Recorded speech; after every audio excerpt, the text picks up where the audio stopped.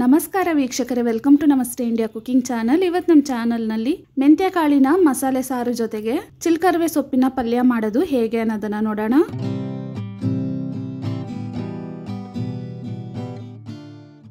ಮೊದಲಿಗೆ ಮೆಂತ್ಯ ಸಾರು ಮಾಡ್ಕೊಳ್ಳೋಣ. ಒಂದು ಮಿಕ್ಸಿ ಜಾರ್ನಲ್ಲಿ ತುರಿದಿರುವ ಅರ್ಧ ತೆಂಗಿನಕಾಯಿ, ಅಂದರೆ ಚಿಕ್ಕ ತೆಂಗಿನಕಾಯಲ್ಲಿ ಅರ್ಧ ಹಾಕ್ತಾ ಇದ್ದೀನಿ. ದೊಡ್ಡ ಸೈಜ್ನ 2 ನಾಟಿ ಟೊಮೆಟೊ, ಚಿಕ್ಕ ಸೈಜ್ನ 1.5 ಈರುಳ್ಳಿ,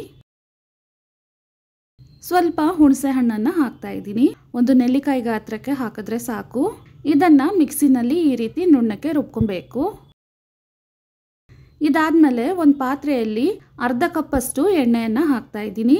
ಎಣ್ಣೆ ಚೆನ್ನಾಗಿ ಬಿಸಿ ಆದಮೇಲೆ ಅರ್ಧ ಸ್ಪೂನ್ ಸಾಸಿವೆ ಪೂರ್ತಿಯಾಗಿ ಸಿಡಿದಾದ್ಮೇಲೆ 1/4 ಸ್ಪೂನ್ ಮೆಂತ್ಯ ಕಾಳನ್ನು ಹಾಕ್ತಾ ಇದ್ದೀನಿ. ಮೆಂತ್ಯ ಕಾಳು ಸ್ವಲ್ಪ ಬಣ್ಣ ಬದಲಾದ್ಮೇಲೆ ಈ ರೀತಿ ಉದ್ದವಾಗಿ ಕಟ್ ಮಾಡಿರುವ ಒಂದು ಈರುಳ್ಳಿ, 1 ಕಡ್ಡಿ ಕರಿಬೇವಿನ ಸೊಪ್ಪನ್ನು ಹಾಕ್ತಾ ಇದ್ದೀನಿ. ಈರುಳ್ಳಿಯ ಬಣ್ಣ ಸ್ವಲ್ಪ ಬದಲಾಗೋವರೆಗೂ ಇದನ್ನು ಬಾಡಿಸ್ಬೇಕು. ನೋಡಿ, ಮೆಂತ್ಯ ಕಾಳು ಈ ರೀತಿ ಲೈಟ್ ಕಂದು ಬಣ್ಣಕ್ಕಿರಬೇಕು, ಜಾಸ್ತಿ ಸೀದೋಗಕ್ಕೆ ಬಿಡಬಾರ್ದು. ಇದಾದ್ಮೇಲೆ ಜಜ್ಜಿರುವ 1.5 ಬೆಳ್ಳುಳ್ಳಿಯನ್ನು ಹಾಕ್ತಾ ಇದ್ದೀನಿ. ಬೆಳ್ಳುಳ್ಳಿಯ ಸೈಜ್ ದೊಡ್ಡದಾಗಿದ್ದರೆ 1 ಬೆಳ್ಳುಳ್ಳಿಯನ್ನು ಮಾತ್ರ ಹಾಕ್ಬೋದು. ಬೆಳ್ಳುಳ್ಳಿಯ ಬಣ್ಣ ಬದಲಾಗೋವರೆಗೂ ಇದನ್ನು ಬಾಡಿಸ್ಬೇಕು. ಇವಾಗ ಬೆಳ್ಳುಳ್ಳಿ ಹಸಿ ವಾಸನೆ ಹೊರಟೋಗಿ ಒಳ್ಳೆ ಘಮ ಬರ್ತಿದೆ. ಈ ಟೈಮ್ನಲ್ಲಿ ಕಟ್ ಮಾಡಿರುವ ಅರ್ಧ ನಾಟಿ ಟೊಮೆಟೊವನ್ನು ಹಾಕ್ತಾ ಇದ್ದೀನಿ. ಸ್ವಲ್ಪ ಬಾಡಿಸಿದ್ಮೇಲೆ 1/4 ಸ್ಪೂನ್ ಅರಿಶಿನದ ಪುಡಿಯನ್ನು ಹಾಕ್ತಾ ಇದ್ದೀನಿ. ಇದನ್ನು ಒಂದು ಅರ್ಧ ನಿಮಿಷದವರೆಗೂ ಬಾಡಿಸಿದ್ರೆ ಸಾಕು. ಇದಾದ್ಮೇಲೆ ರುಬ್ಬಿರುವ ಕಾಯಿ ಮಸಾಲೆಯನ್ನು ಹಾಕ್ತಾ ಇದ್ದೀನಿ. ಚೆನ್ನಾಗಿ ಒಂದ್ಸಲ ಮಿಕ್ಸ್ ಮಾಡಿ ಸಾರಿನ ಹದಕ್ಕೆ ತಕ್ಕಷ್ಟು ನೀರನ್ನು ಹಾಕಬೇಕು. ಮಸಾಲೆ ರುಬ್ಬಿರುವ ಜಾರ್ನಲ್ಲೇ ನೀರನ್ನು ಹಾಕಿ ಜಾಲಿಸಿ ಅದನ್ನು ಸೇರಿಸ್ತಾ ಇದ್ದೀನಿ. ಇದರಲ್ಲೇ 2 ಸ್ಪೂನ್ ಫುಲ್ಲಾಗಿ ಅಚ್ಚ ಖಾರದ ಪುಡಿ ಮತ್ತು ಧನಿಯಾ ಪುಡಿಯ ಮಿಶ್ರಣವನ್ನು ಹಾಕ್ತಾ ಇದ್ದೀನಿ. ರುಚಿಗೆ ತಕ್ಕಷ್ಟು ಕಲ್ಲುಪ್ಪು. ಮಸಾಲೆಯಲ್ಲಿ ನೀರನ್ನು ಸೇರಿಸಿ ಸಾರನ್ನು ಈ ಹದಕ್ಕೆ ತರಬೇಕು. ಇದನ್ನು 15 ನಿಮಿಷದವರೆಗೂ ಕುದಿಸ್ಬೇಕು.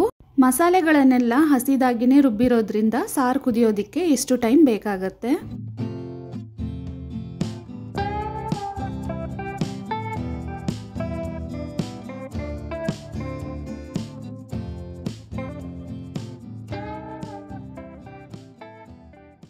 ಸಾರನ್ನು 15 ನಿಮಿಷದವರೆಗೂ ಚೆನ್ನಾಗಿ ಕುದಿಸಿದ್ದೀನಿ. ತುಂಬಾ ರುಚಿಯಾದ ಮೆಂತ್ಯ ಸಾರು ಇವಾಗ ರೆಡಿಯಾಗಿದೆ. ಈ ಸಾರನ್ನು ಇಡ್ಲಿ ದೋಸೆ ಜೊತೆಗೂ ತಿನ್ಬೋದು, ತುಂಬಾ ಟೇಸ್ಟಿಯಾಗಿರುತ್ತೆ. ಇದಾದ್ಮೇಲೆ ಚಿಲ್ಕರವೆ ಸೊಪ್ಪಿನ ಪಲ್ಯವನ್ನು ಮಾಡ್ಕೊಳ್ಳೋಣ. ಈ ಸೈಜ್ನ 2 ಕಟ್ಟು ಚಿಲ್ಕರವೆ ಸೊಪ್ಪನ್ನು ತಗೊಂಡಿದ್ದೀನಿ.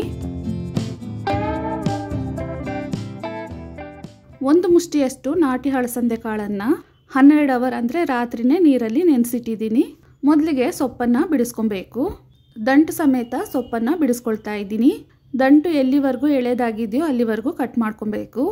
ಪೂರ್ತಿ ಸೊಪ್ಪನ್ನು ಬಿಡಿಸಾದ್ಮೇಲೆ ಅದನ್ನು ಸಣ್ಣದಾಗಿ ಕಟ್ ಮಾಡಿ ನೀರಲ್ಲಿ ಹಾಕಿ ನೀರನ್ನು ಬದಲಾಯಿಸ್ತಾ 3 ರಿಂದ 4 ಬಾರಿ ಜರಡಿಯ ಸಹಾಯದಿಂದ ಈ ರೀತಿ ತೊಳೆದಿಟ್ಟಿದ್ದೀನಿ.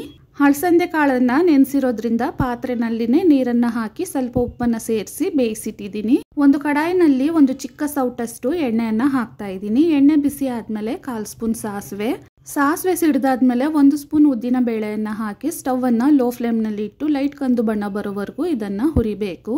ಮಧ್ಯ ಸೀಳಿ ಕಟ್ ಮಾಡಿರುವ 5 ಹಸಿರು ಮೆಣಸಿನಕಾಯಿ, 1 ಈರುಳ್ಳಿ, ಅರ್ಧ ಕಡ್ಡಿ ಕರಿಬೇವಿನ ಸೊಪ್ಪನ್ನು ಹಾಕಿ ಈರುಳ್ಳಿಯ ಬಣ್ಣ ಸ್ವಲ್ಪ ಬದಲಾಗೋವರೆಗೂ ಇದನ್ನು ಬಾಡಿಸ್ಬೇಕು. ಇದಾದ್ಮೇಲೆ ಜಜ್ಜಿರುವ ಅರ್ಧ ಬೆಳ್ಳುಳ್ಳಿಯನ್ನು ಹಾಕ್ತಾ ಇದ್ದೀನಿ. ಚೆನ್ನಾಗಿ ಒಂದ್ಸಲ ಮಿಕ್ಸ್ ಮಾಡಾದ್ಮೇಲೆ ಕಟ್ ಮಾಡಿರುವ ಚಿಲ್ಕರವೆ ಸೊಪ್ಪನ್ನು ಹಾಕ್ತಾ ಇದ್ದೀನಿ. ಇದನ್ನು 1 ನಿಮಿಷದವರೆಗೂ ಬಾಡಿಸ್ಬೇಕು. ಇವಾಗಲೇ ಉಪ್ಪನ್ನು ಹಾಕಬಾರ್ದು, ನೋಡೋಕ್ಕೆ ಸೊಪ್ಪು ಜಾಸ್ತಿ ಕಾಣುತ್ತೆ. ಉಪ್ಪನ್ನು ಜಾಸ್ತಿ ಹಾಕಿಬಿಡೋ ಚಾನ್ಸಸ್ ಇರುತ್ತೆ. ಆದ್ದರಿಂದ ಸೊಪ್ಪು ಸ್ವಲ್ಪ ಕಡಿಮೆ ಆದಮೇಲೆ ನೋಡಿ ಹಾಕೊಬಹುದು. ಇದ್ರ ಜೊತೆಗೇ ಬೇಯಿಸಿರುವ ಅಳಸಂದೆ ಕಾಳನ್ನು ಹಾಕ್ತಾ ಇದ್ದೀನಿ. ರುಚಿಗೆ ತಕ್ಕಷ್ಟು ಉಪ್ಪು, ಅಂದರೆ 1/4 ಸ್ಪೂನ್ ಅಷ್ಟು ಹಾಕಿದ್ರೆ ಸಾಕು. ಸೊಪ್ಪು ಬೇಯ್ತಾ ಸೊಪ್ಪಿನ ಪ್ರಮಾಣ ಇನ್ನೂ ಕಡಿಮೆ ಆಗುತ್ತೆ. ಒಂದು ಚಿಕ್ಕ ಲೋಟದಲ್ಲಿ 1/4 ಲೋಟದಷ್ಟು ಮಾತ್ರ ನೀರನ್ನು ಹಾಕ್ತಾ ಇದ್ದೀನಿ. ಸೊಪ್ಪು ಬೇಯೋದಕ್ಕೆ ಇಷ್ಟು ನೀರಿದ್ರೆ ಸಾಕು. ಒಂದು ತಟ್ಟೆಯನ್ನು ಹಾಕಿ ಮುಚ್ಚಿಟ್ಟು ಸೊಪ್ಪನ್ನು ಬೇಯಿಸ್ಕೊಳ್ತೀನಿ. ನೋಡಿ, ಸೊಪ್ಪು ಚೆನ್ನಾಗಿ ಬೆಂದಮೇಲೆ ಅದರ ಬಣ್ಣ ಬದಲಾಗತ್ತೆ. ದಂಟನ್ನು ಹಿಡಿದು ಈ ರೀತಿ ನೋಡಬೇಕು. ನೋಡಿ, ಸೊಪ್ಪು ಚೆನ್ನಾಗಿ ಬೆಂದಿದೆ. ಇದಾದ್ಮೇಲೆ ತುರಿದ ತೆಂಗಿನಕಾಯಿ ಒಂದು 4 ಟೇಬಲ್ ಸ್ಪೂನ್ ಅಷ್ಟು ಹಾಕ್ತಾ ಇದ್ದೀನಿ. ಇದನ್ನು 1 ನಿಮಿಷದವರೆಗೂ ಬಾಡಿಸಿ ಸ್ಟವನ್ನು ಆಫ್ ಮಾಡಬೇಕು.